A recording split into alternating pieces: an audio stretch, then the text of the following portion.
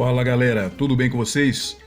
Hoje iremos estudar juntos o cálculo 2, uma disciplina que é famosa por causar choro e ranger de dentes. Mas calma lá, isso é apenas a reprodução de um velho discurso de rejeição de um novo conhecimento, ok? Então muita gente é traumatizada às vezes porque viu de uma forma pouco didática esse conteúdo e eu pretendo desmistificar esse assunto, ok? Então se você acha que nunca vai aprender cálculo, que odeia matemática ou tem uma ideia parecida com isso, eu te convido a mudar de ideia, porque afinal, mudar de ideia é aprender. Nessa introdução do conteúdo, nós estudaremos funções de várias variáveis. Porém, nós vamos fazer um pouquinho assim de revisão antes de falar das de várias variáveis, ok? Falaremos das de uma variável só. Então vamos lá. O que é uma função? Função é uma regra que relaciona os valores de um conjunto A aos de um conjunto B, certo? De 1 a 1.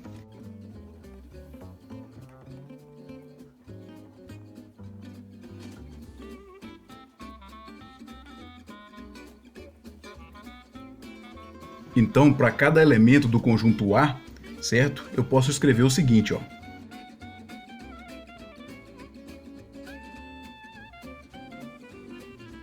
Nós temos então uma regra que eu vou chamar de f de x, certo? Que é justamente o que representa os elementos do conjunto B. Usando então diagrama de Venn para poder representar essa ideia, faremos o seguinte.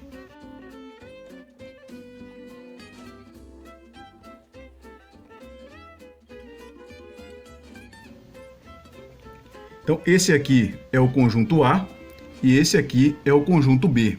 O conjunto A são todos os valores de x, ou seja, x1, x2, x3 até xn, quantos eu tiver, que ao aplicar a regra f de x, eu ganho justamente os valores de b. Então, este conjunto eu vou chamar de domínio, e esse outro aqui eu vou chamar de imagem. Certo? Então, os valores que eu tenho de entrada de x são o domínio. Quando eu aplico a regra nesses valores, eu ganho a imagem, que são os valores depois de aplicar essa regra. Então, como exemplos de funções que são essas regras, nós temos, por exemplo, a função parabólica, a função exponencial, certo? A função logarítmica, e assim por diante. Essas funções são funções de uma variável só, e a gente chamou de x aqui, ok? Então, se eu colocar esses valores em uma tabela, os valores de x e dos valores ao quadrado de x, fizer uma tabelinha, x e valores ao quadrado de x, ou ainda os valores de x e os valores de exponencial de x, certo? Onde aqui é o número de Euler, que vale aproximadamente 2,718, ok? Ou ainda os valores de x e os valores de log de x. Eu teria, então, um gráfico, certo? Onde eu teria uma relação de 1 para 1 entre os valores que estão aqui e os valores que estão aqui. Em outras palavras, eu posso usar um teste simples para verificar se o gráfico, certo, de uma determinada equação é de fato uma função. Eu chamo esse teste de teste da reta vertical. Por exemplo,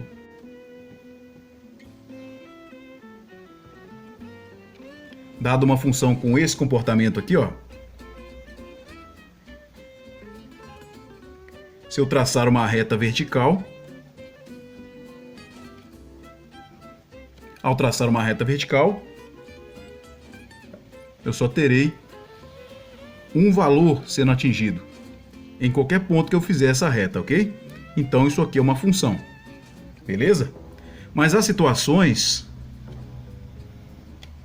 em que isso não vai acontecer. Ao traçar uma reta vertical na equação que gera um círculo, eu verifico que existem dois pontos sendo cortados. Então isso aqui não é uma função, ok? Então verifiquem, isso aqui é uma função, isso não é uma função.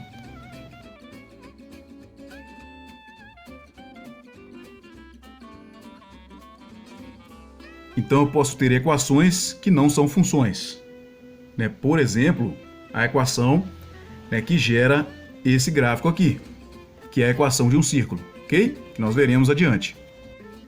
É importante ressaltar o seguinte: os valores do domínio, ou seja, os valores que correspondem a esse conjunto aqui, eles não podem necessariamente representar singularidades ou indeterminações, ou seja, uma tentativa de divisão por zero, ou dividir zero por zero, ou multiplicar zero por infinito. Isso não está incluído aqui nesse domínio, ok? Nós vamos ressaltar isso mais futuramente e mostrar como verificar isso passo a passo. Então vamos dar alguns exemplos aqui do que é função e do que não é função, certo? Vamos pegar alguns exemplos bem simples, que são velhos conhecidos lá do cálculo 1. São exemplos aí de função.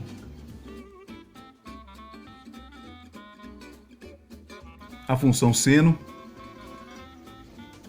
a função cosseno, funções polinomiais em geral,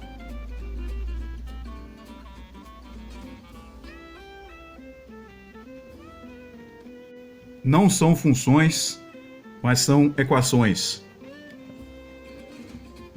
Vamos pegar alguns exemplos aqui, ó. A equação do círculo de raio unitário, a equação da elipse, centrada na origem, a equação da elipse, e nesse caso aqui é fácil verificar pelo desenho, né, que um círculo, necessariamente você vai ter dois pontos, como eu tinha desenhado lá em cima, pelo teste da reta vertical, e uma elipse também, né, não importa o formato dessa elipse, pode ser assim, pode ser assado, certo? Não tem problema, nós vamos cortar sempre dois pontos com uma reta vertical. E isso mostra que não é uma função, tudo bem? Então observe o seguinte, ó.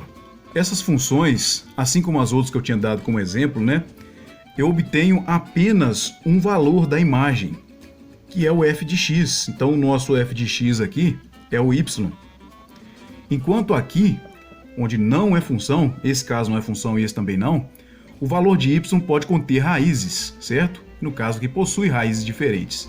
Y ao quadrado leva a dois valores possíveis, certo? De y, que necessariamente estão relacionados a esses cortes aí em dois pontos, tudo bem? Então teremos problemas, né, em afirmar a relação de 1 para 1 do domínio e a imagem, como eu tinha comentado antes. Afinal, essas equações são equações polinomiais de grau 2. E nós sabemos, pelo teorema fundamental da álgebra, que um polinômio de grau n tem n raízes. Então, uma equação de segundo grau terá necessariamente duas raízes, ou seja, dois valores possíveis para a incógnita que satisfazem a equação. Uma equação de grau 3 terá 3, de grau 4 terá 4 e assim por diante, né? Há uma análise mais profunda disso, aqui eu estou trazendo aqui a grosso modo, só para a gente introduzir a ideia, tudo bem? Veremos mais detalhes futuramente. Continuando então a revisão da nossa disciplina, como introdução básica, né, veremos qual a diferença entre derivada, diferencial e integral. Porque afinal, né, se as funções são o feijão com arroz dessa disciplina, nós temos que aprender, né, como preparar pratos com esse feijão com arroz, tudo bem? Então vamos lá?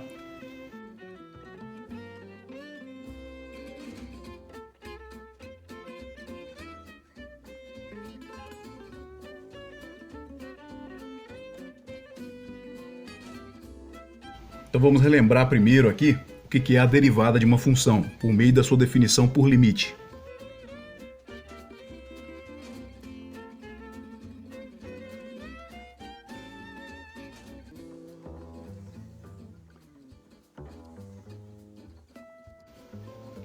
Então a derivada é um operador que atua numa função f de x. Nós podemos usar qualquer uma dessas duas notações, de Newton ou de Leibniz, e ela pode ser escrita por meio de um limite.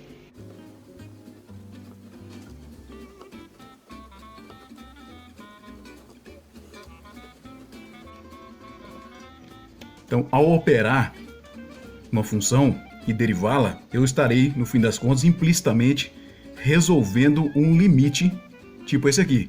Então, cada regra de derivação vista no cálculo 1, na verdade, é uma resolução de um limite, né? E a partir disso a gente obtém a derivada da função, certo? Que é a taxa de variação daquela função em relação a uma variável específica. Aqui no nosso caso, nós chamamos essa variável de x, como definimos logo no início, ok? Então a derivada não é uma fração, embora pareça e possa em alguns casos, para algumas operações, a gente trabalhar como se fosse, mas ela não é, ok? Mas ela é um operador. Ela também é uma espécie de regra, né, que é uma resolução desse limite aqui. Já a diferencial ou o diferencial de uma função pode ser escrito da seguinte forma.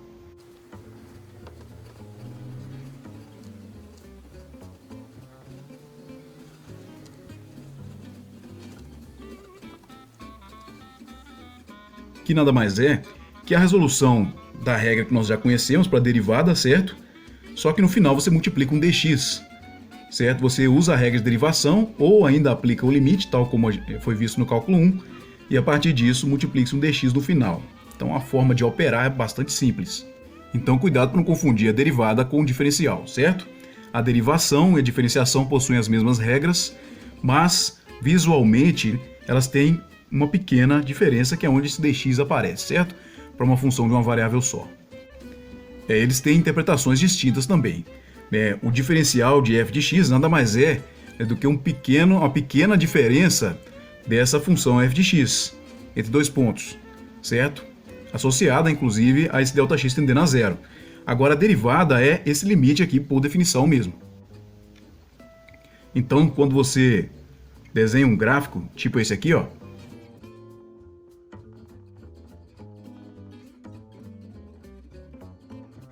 se a distância entre dois pontos aqui foi infinitesimal, de fato, o meu ΔX seria algo parecido com esse dx. E o meu diferencial df seria algo parecido com isso aqui, certo? Claro que quando nós temos uma quantidade que é infinitesimal, né, ela não pode ser necessariamente desenhada. Então isso aqui é uma noção visual mais prática da coisa para a gente ter uma ideia de como operar e como trabalhar com isso, ok? E aí a nossa derivada, né, seria interpretada como a taxa de variação, mas também como a tangente do ângulo de inclinação da pequena reta que aparece aqui, ok? Então há uma clara diferença geométrica entre o que é o diferencial da função, que é simplesmente esse pequeno tamanho aqui, e a derivada da função, que está associada à inclinação da reta que liga os dois pontos. E também pode ser interpretado como a taxa de variação dessa função em relação à variável x, que é o mais comum de se fazer. Por último, agora vamos falar de uma definição de integral de uma função f de x.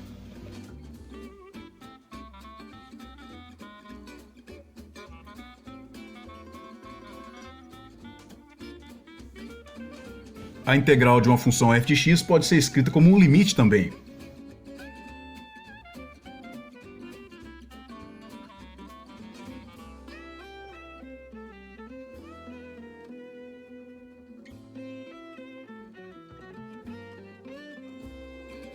Então é um limite de um somatório, onde a minha variável xi aqui pode assumir vários valores discretos, mas quando eu tomo o limite, eu ganho o caso contínuo que a gente chama de integral. Podemos também acrescentar a informação do tamanho de ΔX, que é exatamente essa razão aqui, ó. Onde A e B são os limites de integração, que estão limitando a região, certo? Onde eu estou somando.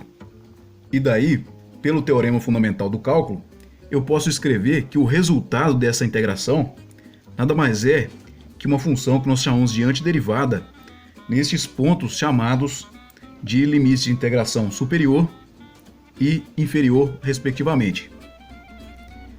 Esse fzão aqui, o f maiúsculo, é chamado de antiderivada da função. Dessa forma, eu posso afirmar que ao derivá-la, quando ela é apenas dependente de x, sem aplicar em um ponto específico, ela é o integrando f de x. Ou seja, a antiderivada é a integral, ou a integral é a antiderivada de uma função, ok? Geometricamente falando, esse cálculo corresponde à área sobre a curva de f de x.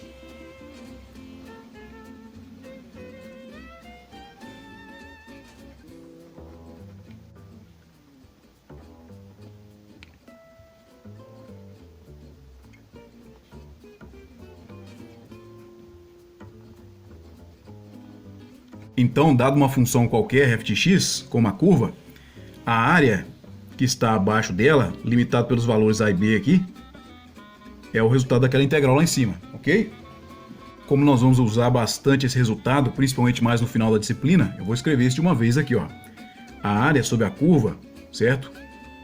Entre a e b é exatamente essa integral ali, de a até b, de f de x dx, ok? Então vamos para o assunto principal desse vídeo, que é falar de funções de várias variáveis. Uma função de n variáveis, ou seja, um grande número de variáveis, é um conjunto que possui domínio e imagem em um espaço n-dimensional.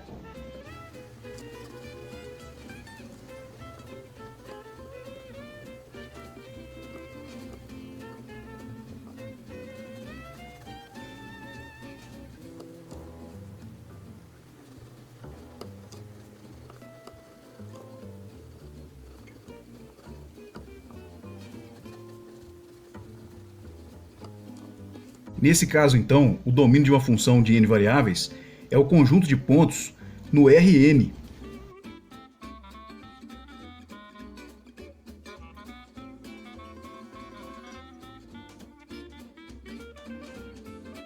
Ou seja, o conjunto dos números reais em n dimensões. E a imagem, que é um valor só, é um número real, certo? No conjunto dos números reais, obviamente. Então vamos particularizar isso aqui. Se o número n for igual a 1, nós vamos ter exatamente o caso que nós acabamos de discutir, que é uma função de uma variável só.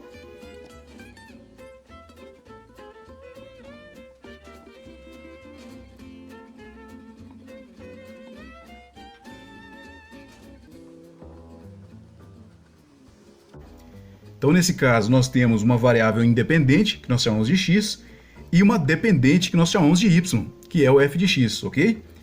Em termos de diagrama de Venn, nós temos aquela situação lá, ó, x1, x2, certo? Levando a valores que são o f de x1 e f de x2.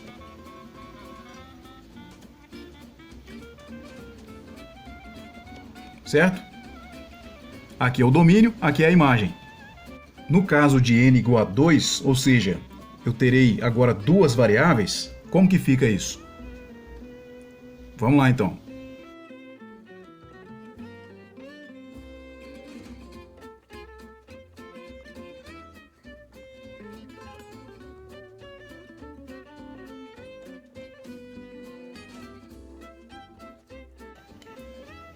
Então agora eu tenho uma variável x e uma variável y, certo? Onde eu aplicarei regras e obteria um resultado. Inicialmente eu posso até chamar isso aqui de z, que pode ser um eixo perpendicular a x e a y, e geralmente é, ok? Tá aí o nosso diagrama de Venn, vai ficar assim, ó.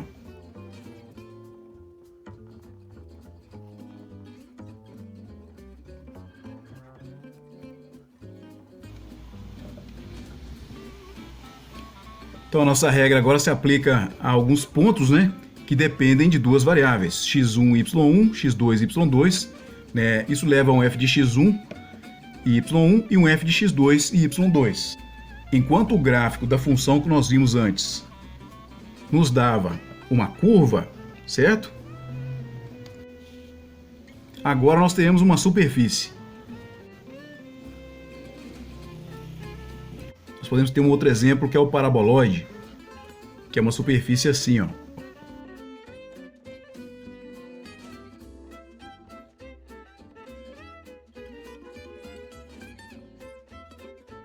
Então nesse caso aqui, ó, eu tenho z igual a x ao quadrado mais y ao quadrado, onde z é o f de x e de y. Agora vamos falar um pouco sobre as aplicações de funções de várias variáveis. Como primeira aplicação mais simples, eu gostaria de citar a geometria básica, onde nós poderíamos, por exemplo, calcular a área de um retângulo usando duas variáveis, x e y, certo? Isso aqui nada mais é que uma função de duas variáveis. O produto delas, extremamente simples. Ok? Um outro exemplo simples é o cálculo do volume, certo? De um paralelepípedo de dimensões x, y e z. Isso nada mais é também que uma função de x, y e z, embora seja muito simples. Ok? Em estatística, é muito comum trabalhar com funções de várias variáveis, principalmente quando você tem distribuições de probabilidade, né, com vários tipos de elementos de uma amostra. Então, quando você vai calcular uma densidade de probabilidade associada a um problema mais complexo, poderia ser, por exemplo, né, um problema de eleição de candidatos, ou mesmo da quantidade de vendas aí de um determinado produto, você poderia escrever uma função que depende A de B, C, D e assim por diante, quantas variáveis eu precisar. Então, num caso eleitoral, né, você poderia ter, né, vários perfis aí de candidatos diferentes, ou você poderia ter candidatos de diferentes cidades, diferentes regiões, e obter uma densidade de probabilidade associada a isso. Você poderia ter associado também uma probabilidade de venda ou não de determinado produto ou de determinados produtos. E você pode ter probabilidade de distribuições de probabilidades também, certo? Para quem fez estatística aí, certamente viu isso lá. Alguns alunos fizeram aí estatística aplicada comigo, né, que eu considero um assunto extremamente importante, porque estatística você aplica em todas as áreas do conhecimento, inclusive humanas. Poderia citar também um exemplo de economia, certo? Citar rapidamente aqui, de forma bem básica. Você precisa calcular, por exemplo, o produto interno bruto de um determinado país. Isso certamente é uma função de uma série de coisas, como, por exemplo, a quantidade de importações, a quantidade de exportações, certo? Você pode ter uma quantidade enorme de variáveis associadas aos diferentes mercados que tem em um país. Tem um mercado aí de alimentos, de bebidas, de eletrônicos, etc. Certo? E por aí vai. E um outro exemplo que eu tenho que citar, embora seja suspeito para falar deles, são os exemplos da física. Eu vou citar os mais básicos possíveis aqui, para ficar bem simples mesmo. Sendo o primeiro deles a segunda lei de Newton, por exemplo, que é uma função vetorial, inclusive, mas é uma função que pode depender de muitas variáveis diferentes, ok? Eu tenho força igual a massa vezes aceleração, a minha massa pode ter uma distribuição espacial, e a aceleração em geral, ela é uma função das coordenadas espaciais e do tempo. Então, naturalmente, ela é uma função de várias variáveis, ok? Mas a massa também pode ser uma função de várias variáveis. O cálculo da energia cinética, por exemplo, é um caso de uma função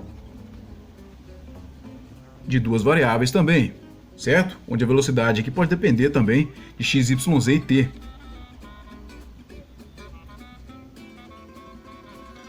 Correto?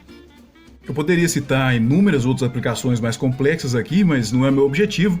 É só a gente ter uma ideia rápida aqui de quais aplicações são interessantes para nós. E no decorrer da disciplina eu vou citando várias outras, ok? Eu vou sempre voltando e comentando alguma aplicação interessante quando a gente for aplicar especificamente os operadores, mostrar as funções e tudo mais, beleza? Então é isso aí, pessoal. Dá um like, inscreva-se no canal e até a próxima aula. Valeu!